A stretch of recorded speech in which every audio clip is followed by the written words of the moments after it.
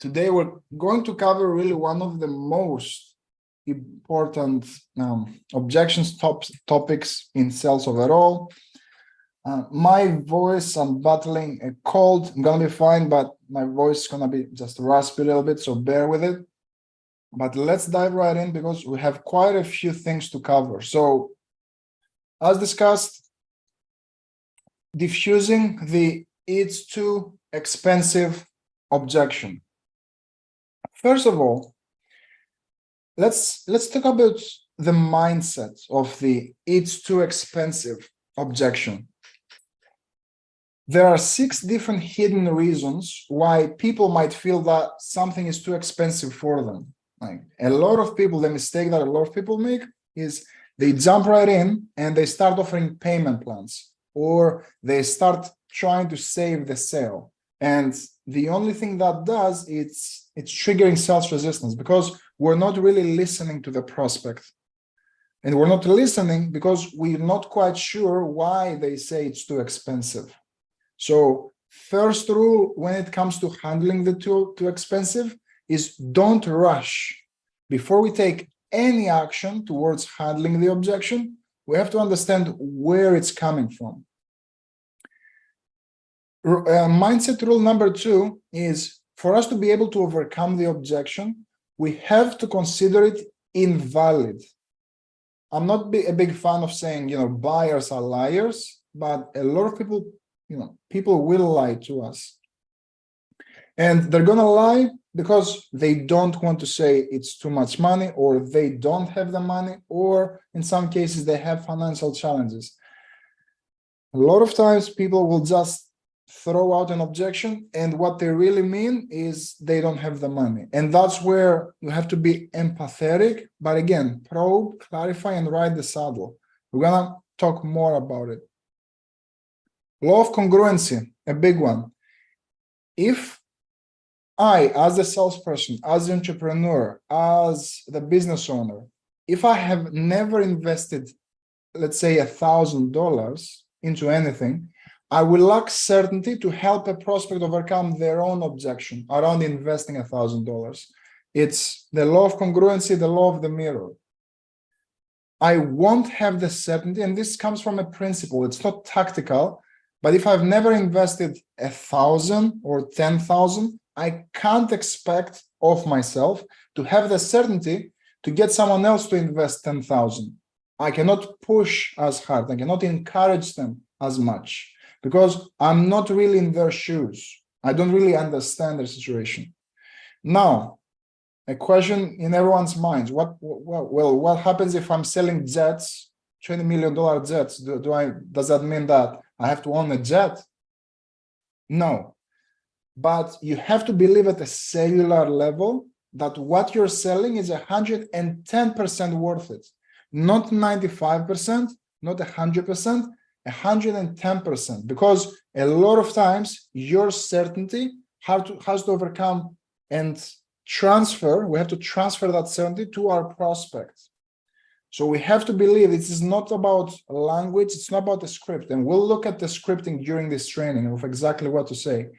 But unless at a cellular level, I know that what I'm about to sell to them 100%, 110% will serve them, I'm going to lack that certainty. I'm going to lack that, again, congruency.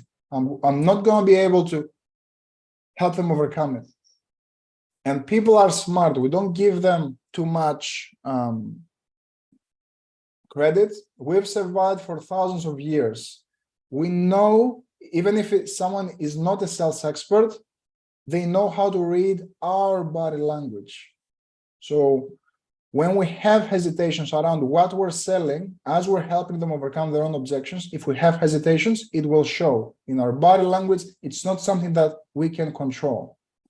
So I'm not going to stay here long, but how you inject belief in yourself around what you're selling is actually worth it. If you have any doubts around what you're selling is actually worth it, first, if it's your product, work on your product. If it's someone else's product, go through testimonials, go through case studies, go back to people who churned, I have a conversation with them. Why do you feel you failed? Again, no matter the language that you use, this will do more for your confidence around your product, and you will be able to encourage people to overcome their own concerns. Now, stay away always from when people say, for example, oh, it's too expensive. And a lot of people, a bad practice is they hop in and they say, compared to what? It's too expensive compared to what? This is way too combative. Instead of being side by side with a prospect, it puts us on two separate ends. And that's when the prospect shuts down.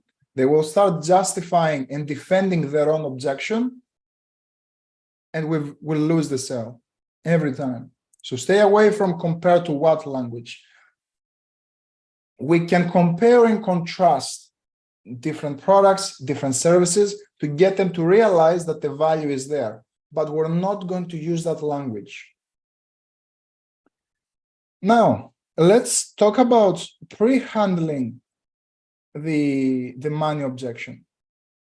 First of all, if we take consultations, if we sell high-ticket products and we have people fill in a form, we can use something like this. We can use this question. If you don't have a form that your prospects fill in, consider implementing a form. If you're getting a lot of unqualified prospects who don't have the money, or maybe they are too fearful, consider introducing a pre-call form, something that they have to fill in to make sure that, for you to make sure that they are financially qualified and this call is worth your time. Now, let's look at the question. We can ask during, this is in written form, the question in writing. Assuming that the solution is the right fit for you, what's your comfort level in investing? All the language that I'm using is strategic. So number one, I would invest 10 to 25,000 if I knew for certain I'd see a significant return on my investment. I would invest 5 to 10,000 if I was confident that I would see a return on my investment, or anything over $1,000 would be a big stretch for me. So these would be your three options. I would invest 10 to 25,000. Number one. Number two, I would invest 5 to 10,000. Number three, anything over 1,000 would be a big stretch for me. The product that I would be selling in this imaginary scenario will be 8,000. Who's going to tell me why am I forming these questions in this way? If the product that I'm selling is 8,000, why my first question is 10 to 25, my second is 5 to 10, and the third, anything over 1,000? Who's going to tell me? It's like you want to be in the middle with the second option. Mm-hmm. Is that part of it? Yes, but why do I want to be there? There? Make it sound it's not too expensive. If you say it's 10 to 25 and then you only come in at 8, Mm-hmm. it sounds like it's not expensive. You're getting there. Who else? Who's gonna give me? Who's gonna be the bullseye here?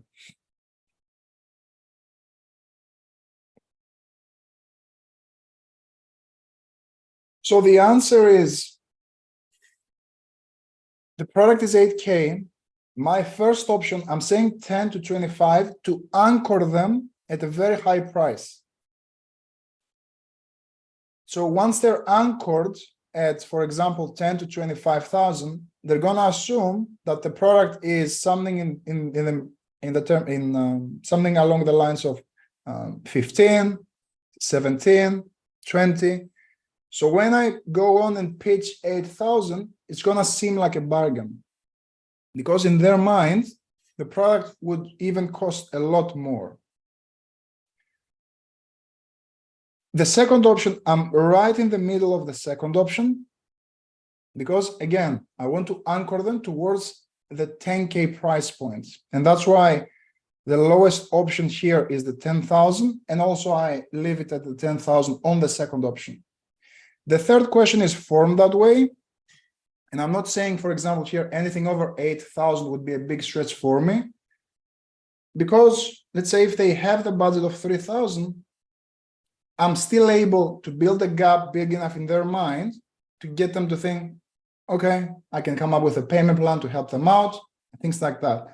But if they see the $1,000 price point and they're like, oh, anything over that is a stretch, it's going to be very tough to get a prospect like that to come up with ways. You can still take the call if they select that, but be prepared for a money objection. Now, before the price drop, if during the conversation we see that we see red flags, like that person is having financial challenges, they're not going to be able to probably invest.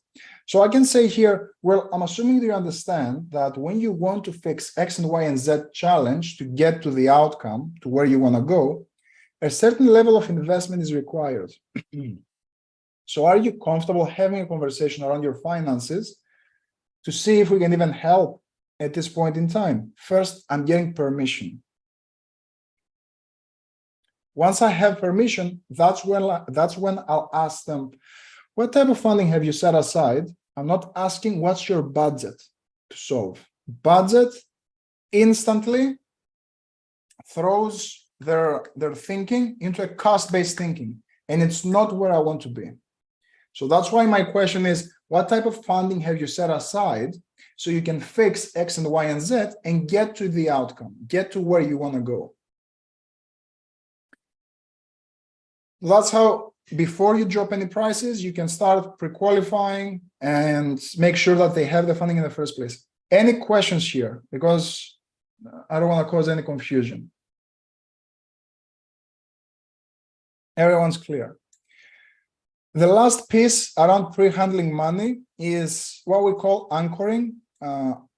We talked about it during the pre-call forum, but you can also pre-anchor in your marketing or early in the conversation or in a video sales letter that you send to the prospect before the call. For example, if I have my own business, if you shoot a promotional video, in that video, you can say something like, kudos for seeking help around X and Y and Z problem. I've personally invested hundreds of thousands in my own education. I've invested in 20,000 programs, 10,000 programs, 8,000 programs. All of these price points that I mentioned in my marketing is anchoring my prospect that, oh, this guy has invested 10,000, hundreds of thousands in himself. So what he's selling is probably going to be around that range. It's not going to be a $200 thing. So that's how I'm able to anchor. And when I'm saying anchor, essentially I'm throwing a large price up top. I'm seeding that large price point in my customer's mind. So when I present my own price, which it's going to be lower than the anchored price, it's going to seem like a bargain. We see it even in department stores. A lot of times, what they do strategically is close to the door when we walk in, they have the most expensive items. So when we go deeper to search for other items and we see, for example, a bag that's 500, and inside the store we see a bag for 100, it's going to seem like a bargain. It's still $100 for a bag, but compared to the $500 bag, it's going to seem much more affordable. Let's talk about the too expensive when it comes to price to value disconnect. And these are cases where they seemingly have the money, they just don't see the value in what we offer. So it's they say too expensive, and we can go through the hoops of, okay, but besides the money, would you do it? And they're still skeptical. That's a value disconnect. So one symptom, one cause why that's happening is we have presented during the entire call, we have been presenting to the wrong problem. So we haven't found the root cause deep problem that's going on in their business, in their life. So we have been presenting and solving not serious enough problems. We're solving surface level problems. When we solve surface level problems, we get paid surface level money by default. So I always want to confirm value. Before I drop price, I can say, do you feel like we can get you to X and Y and Z? Yes. Okay. Why do you feel it can though? And it's important here. I see a lot of times people making this mistake. Good to see you, Vikram. Do you feel like we can get you to X and Y and Z? They say yes. A lot of times prospect will say, but I don't want to hear that but. I want to jump in, interrupt. Why do you feel it can though?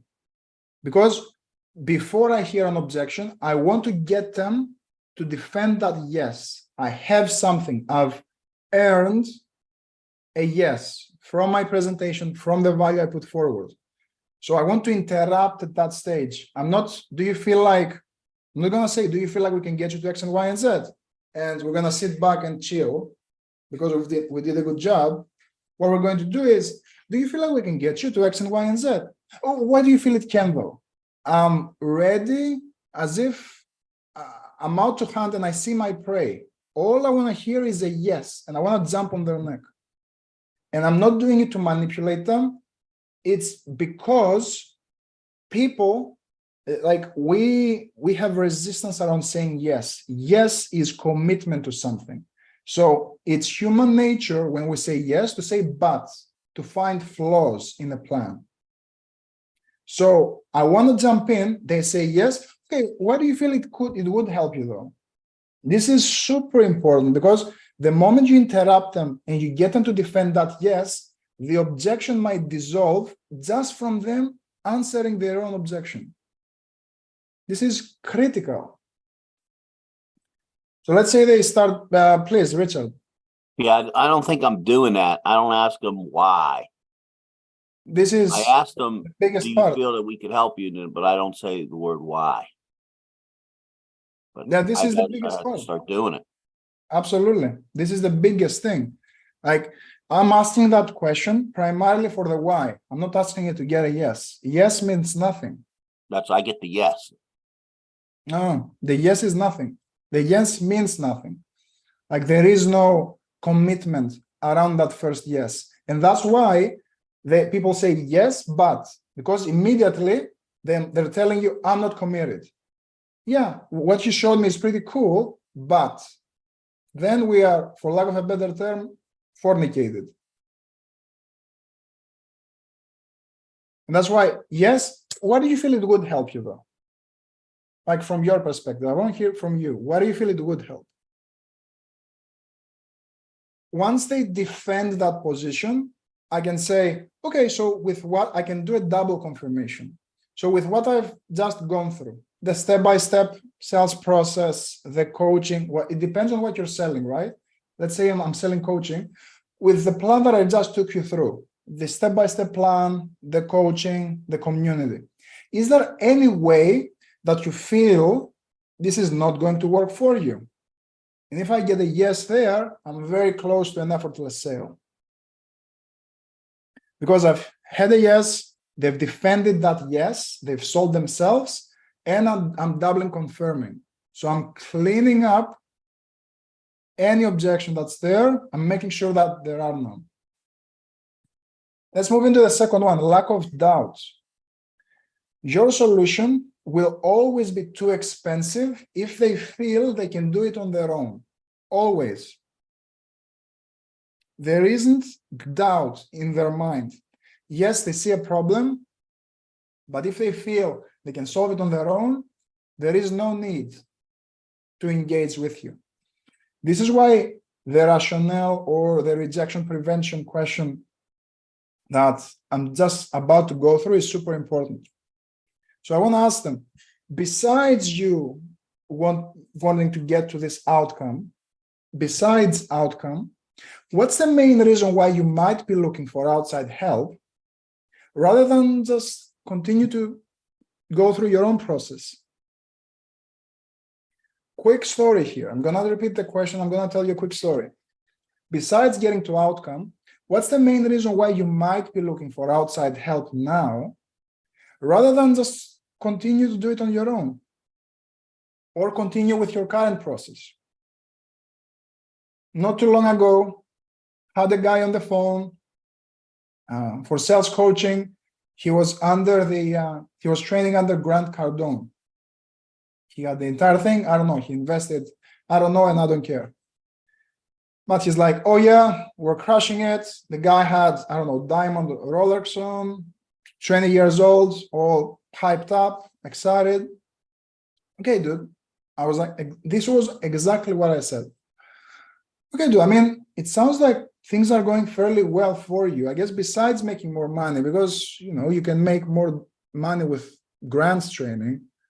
What's the main reason why you are looking for help rather than just, you know, keep on going through grant stuff? I didn't get an answer. He just said, oh yeah, I just want to see what's out there. I'm always out on the look. What would you do? You have a guy like that. Love the guy, no hate, right? You have a guy like that, you ask the question and he replies, oh yeah, I just want to see what's out there overall. How would you handle it? At that moment in time, what would you say? What are the words that would come out of your mouth after asking this question and you get that reply? The reply is, oh yeah, I mean, I'm always looking for best practices, always want to find out and learn more. How would you reply to that?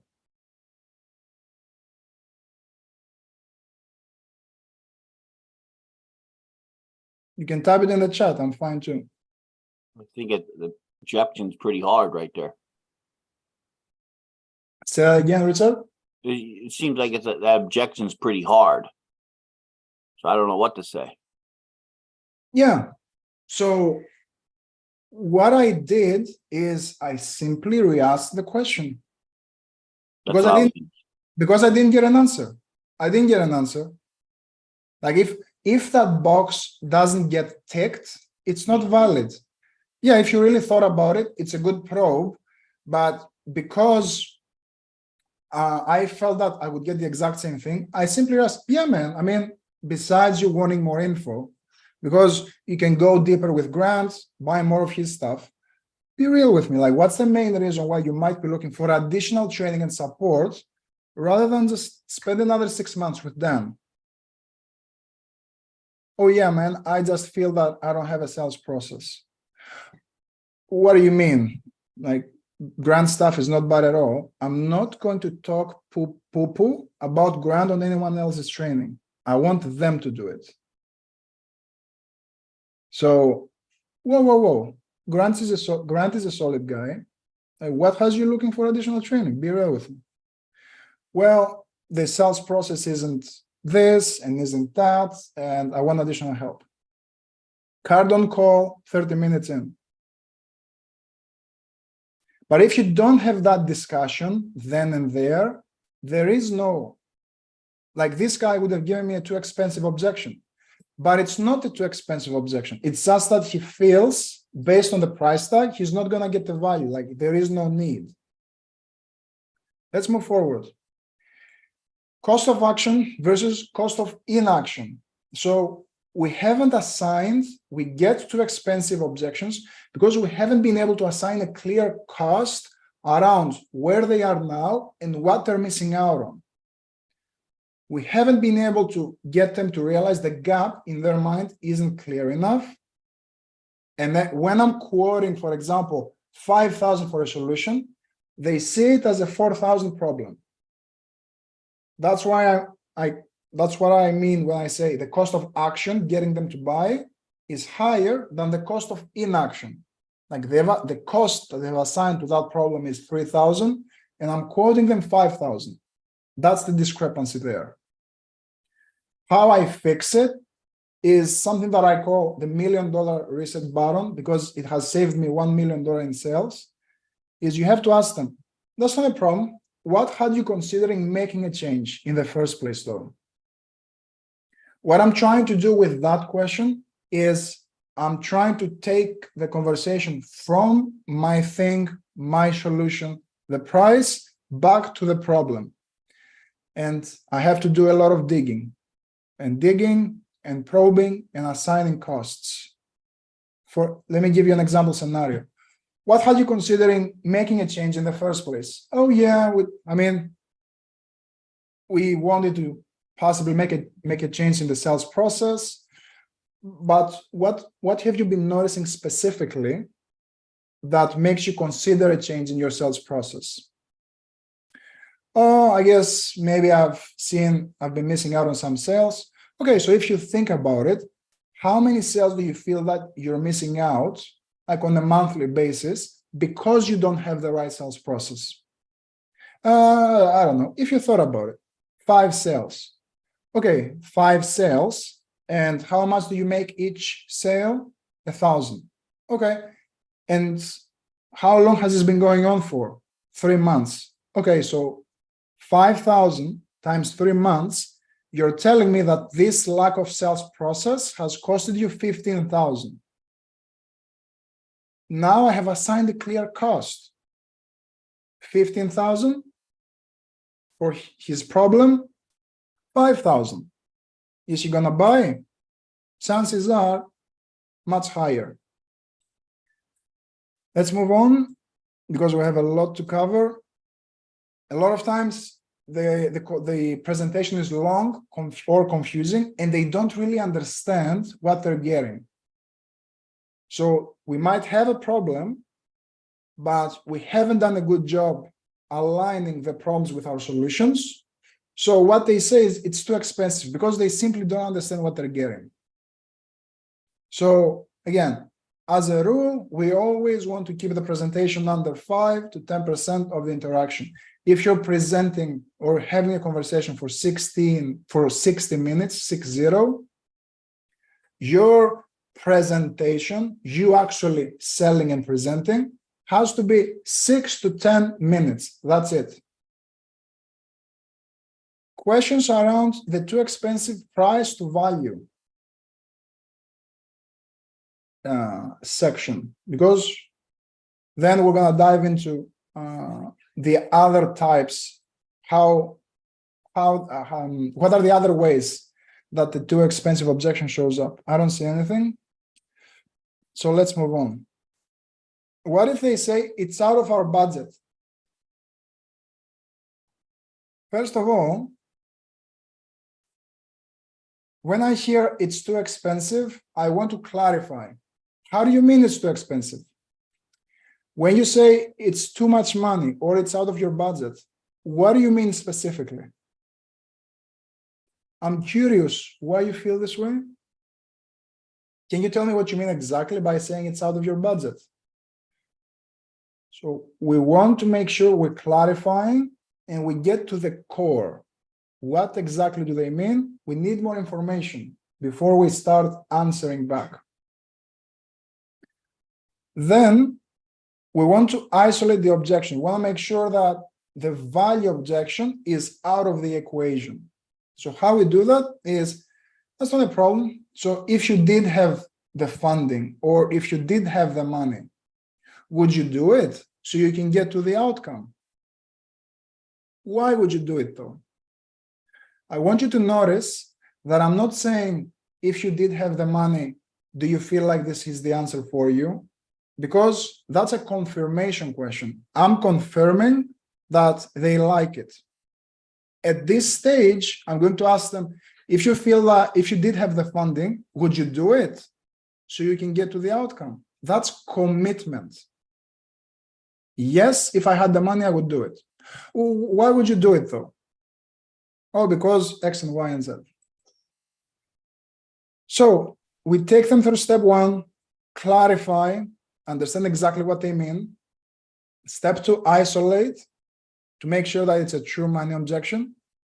And then let's say what bubbles up is it's out of our budget.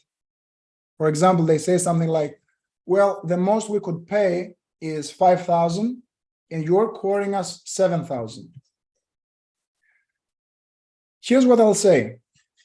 I can understand. may I ask, how did you come up with a 5,000 figure just in case I'm able to help? Oh, that's what we had in mind. That's what I set aside. That's what the board approved, things like that. I'm going to say that makes sense. I guess, is the cost the most important factor for your decision, or actually fixing X and Y and Z problems so you can get to outcome? I want to shift their focus away from the cost into fixing their problems, the outcomes that they want. And typically they're going to say, well, cost is important, but it's still out of our budget. The value, fixing our problem is important, but we're still under a budget. I'm going to say this. Well, I guess in your mind, which is more expensive? You coming up with the additional 2,000 so you can fix the problems and get to the outcome for sure? Or is it more expensive to do nothing at all? You keep losing another 5,000 every single month because you leave the problems unsolved and keeping status quo. Which is more expensive in your mind there? And that's how we've created essentially a virtual scale where we're showing them that it's way more expensive to keep having the problem rather than the 2,000 extra that they have to come up with. So now we can brainstorm ways with them to come up with the additional 2,000. Questions before we move on?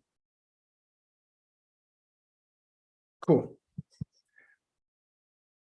Another way that the too expensive objection is, we found a cheaper solution. We talked to a competitor last week and they were cheaper. How do I handle it? First, I probe deeper. I take nothing under face value. I make zero assumptions. So I'm going to say, when you say a cheaper solution that you found, can you unpack that for me? What exactly did you find? Oh, we found product X. Remember, I don't want to talk poo-poo about product X. I'm going to say, that's not a bad product. May I ask why you haven't went with them yet? Why am I asking that? Who's going to tell me? This is key. Why am I asking? May I ask why you haven't pulled the trigger with X product? They're pretty good.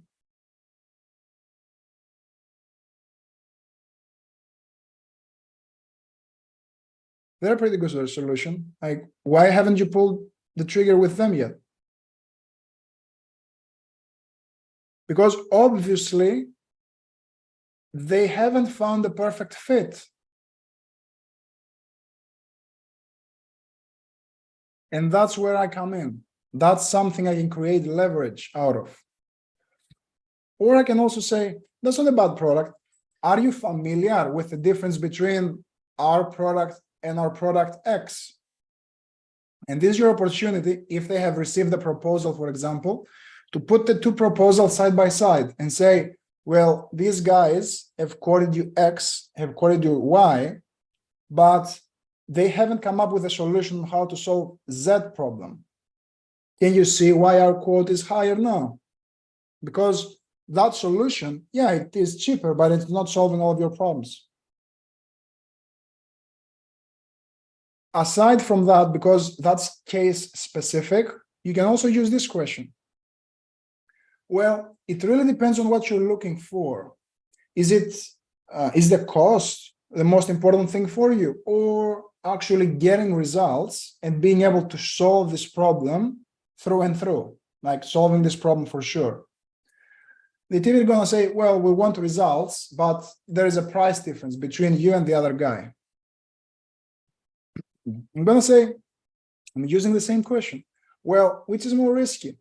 Is it more risky to get the 10% extra funds together to solve the problem for sure, permanently, and get you guys to where you want to be? Or is it more risky to go with the cheapest route possible? The problem might not get solved, and your situation gets even worse, and you wasted all that money. Which is more risky for you?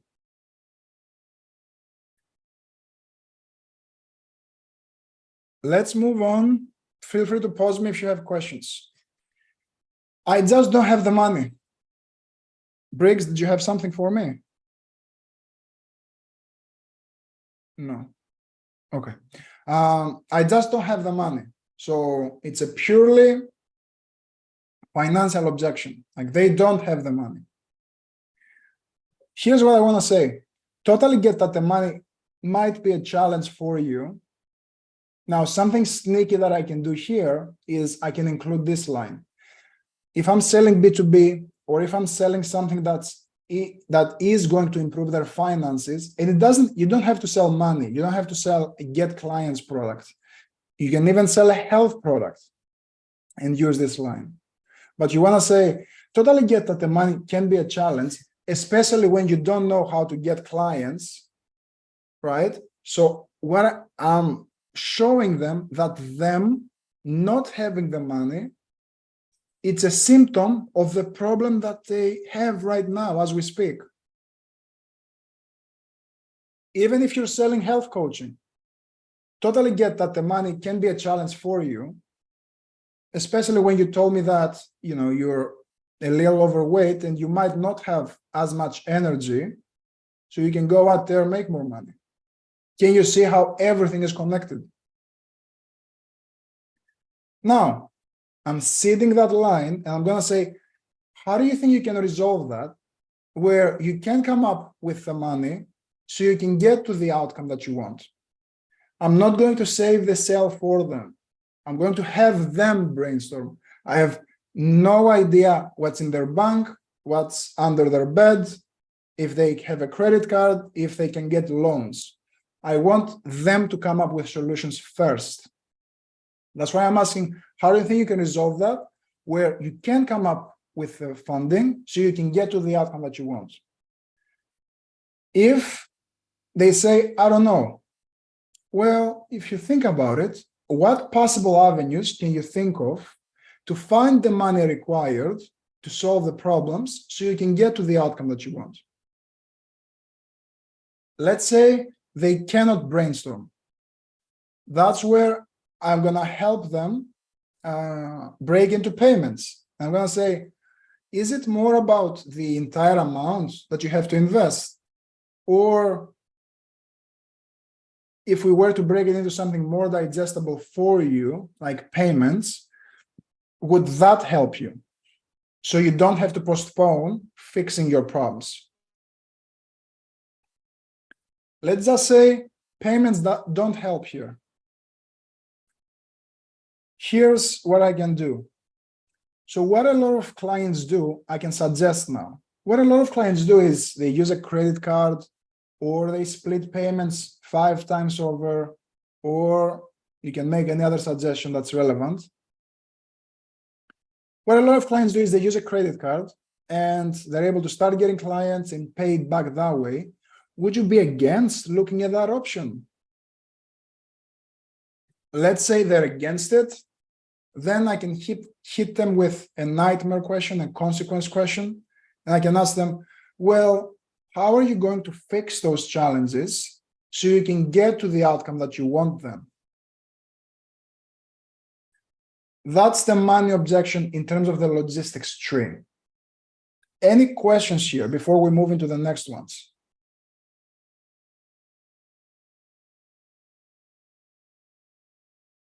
If you have, raise your hand. Now, let's talk about the fear, uncertainty. If during the money objection flow, you sense hesitation, they're not cooperative, they're not willing to do payments, they're not willing to do credit card, they simply are not willing to discuss, it's a fear or uncertainty objection.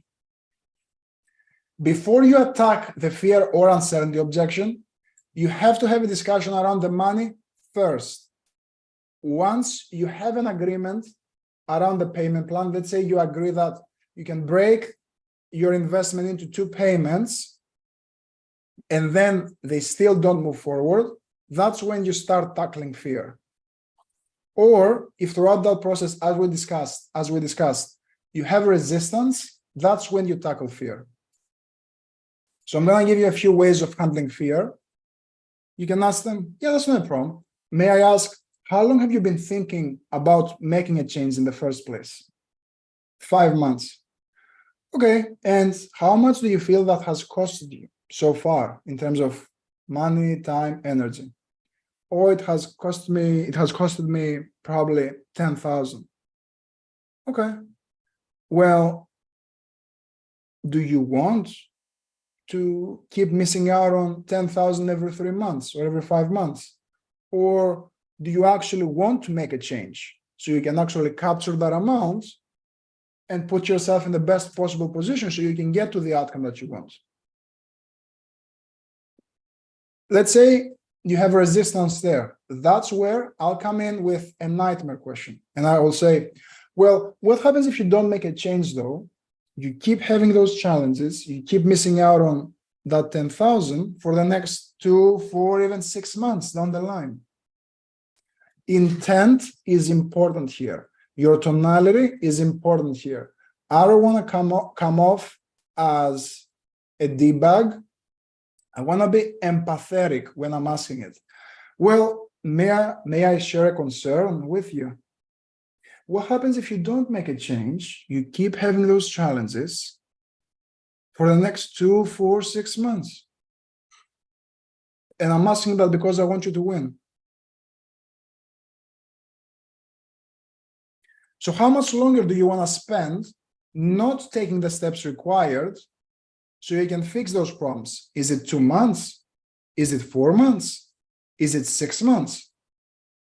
Are you okay with that scenario playing out if you didn't have to? If I still get resistance, I have a lot of reframes and a lot of fear objection handling frameworks, but this is kind of like a good one for you to implement. Let's say, yes, I'm still very uncertain, I'm fearful. I'm going to say, and that makes sense because as you're making this transition from hell, your current situation, to heaven, to where you want to go, there's an unknown gap there.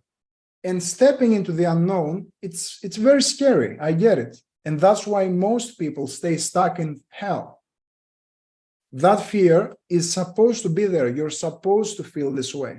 Like I sometimes say you would be a psychopath if you didn't feel this way. But behind that fear, there's also excitement, right? To take the next step towards heaven.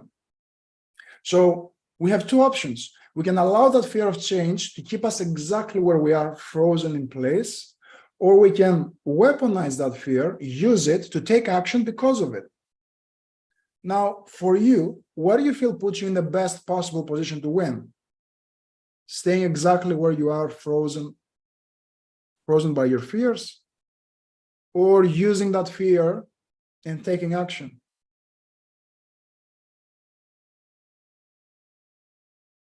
Doubtful points here?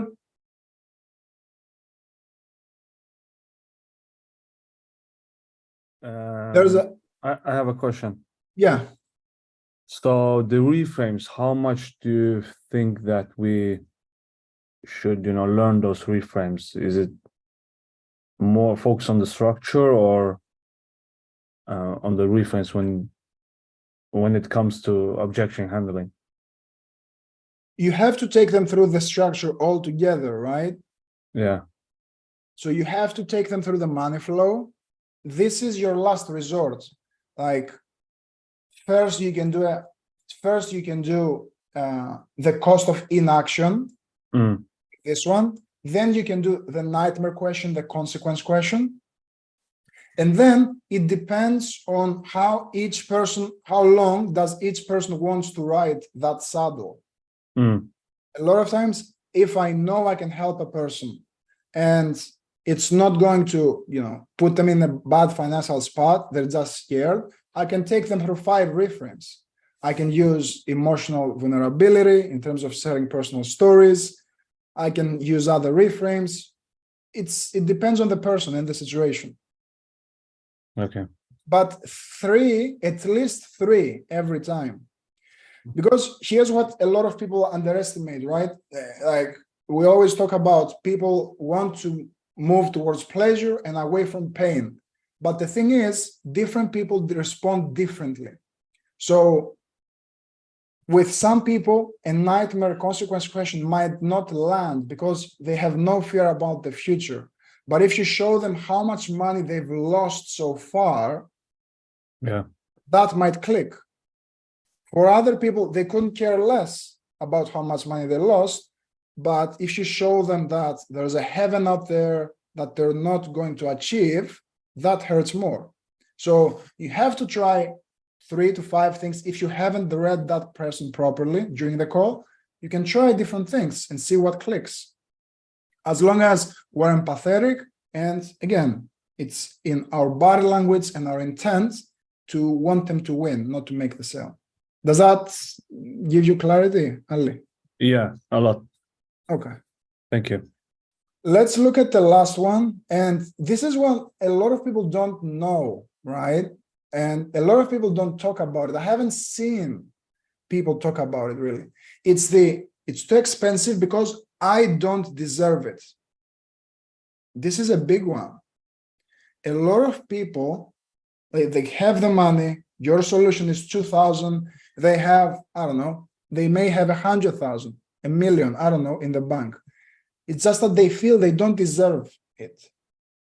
Typically, this comes from someone who's adopted our external criticism, like people criticize them, and has turned it into criticism of themselves.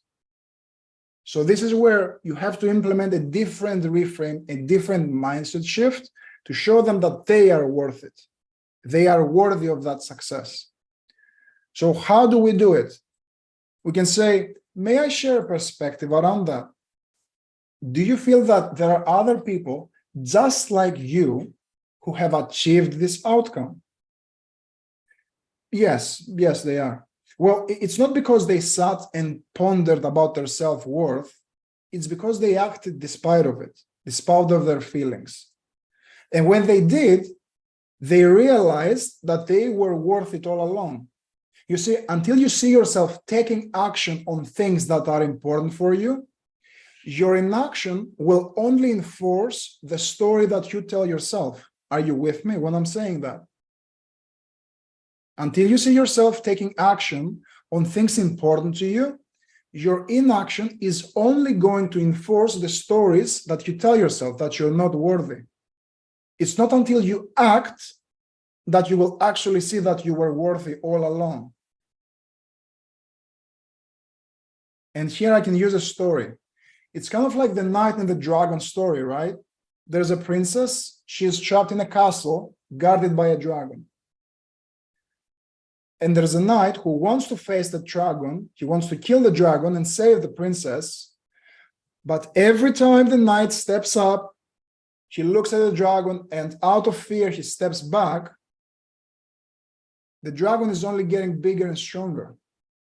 Every time the knight returns, that dragon is bigger, it has sharper teeth, and it's stronger. It's not until the knight faces the dragon that realizes that he could defeat the dragon all alone. But he's not in a position to know that until he faces that dragon. So that's how we're able to overcome the I don't deserve it. This is the money objection flow. I've been talking way too much. Let's open it up for questions, answers, doubtful points, anything. And it can be around the too expensive objection or any objection or any issue in a sales process.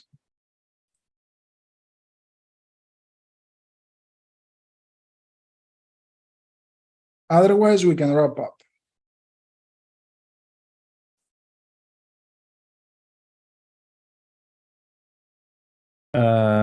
Yeah, I have a question, but it's not so sales related. Fine.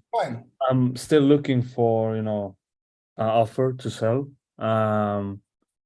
So I'm looking around and but I don't know yet what I have some, different offers to take, but some of them they are pretty new and some of them are mostly cold calling and so on. Yeah.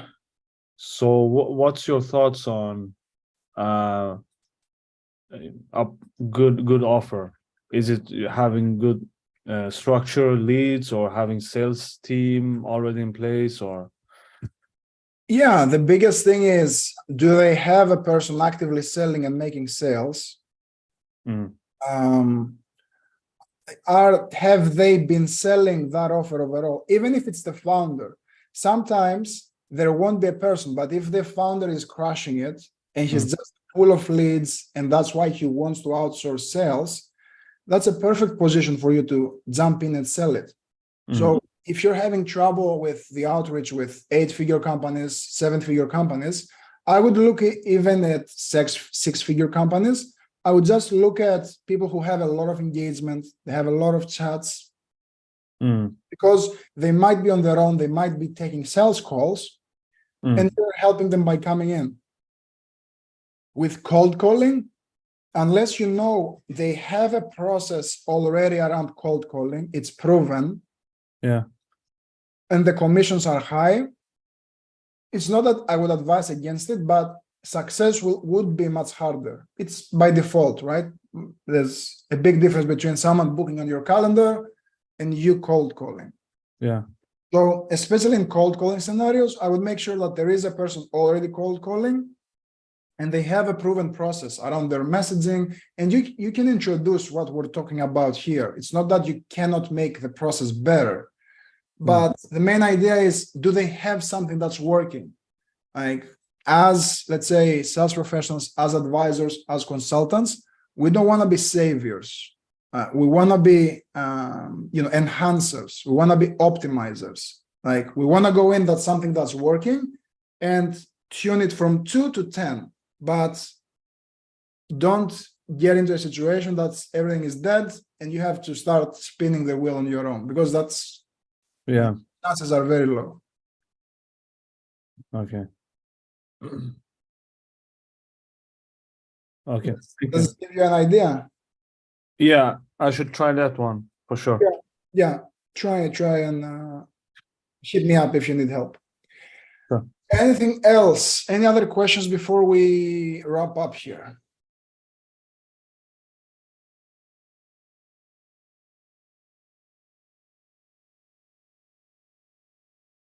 Cool. Well, it's been a pleasure having you.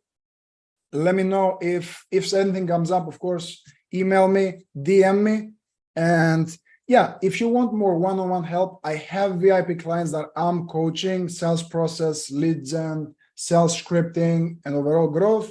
Hit me up. Happy to have a chat, see if I can help you. Otherwise, I'll see you next Sunday. Always a pleasure. Thanks, Chris.